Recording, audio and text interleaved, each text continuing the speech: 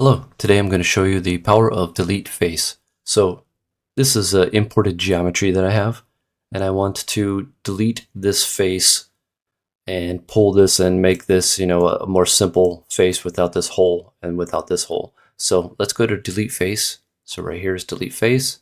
Click on that, and now we're going to choose our faces to delete. So we're going to choose all three of these faces, and we're going to change this to heel.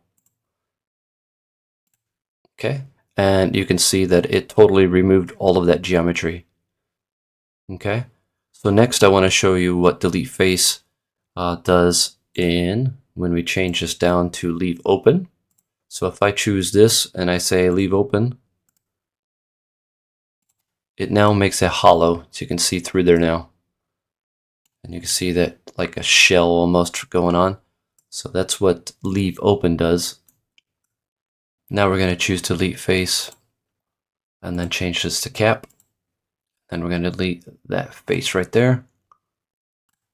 And you can see it removed that face, but it is still hollow because of that last command that I used, that I said to leave open. So if you don't want that open, the easiest way is just to do the delete face and heel. All right, thanks for watching. Bye.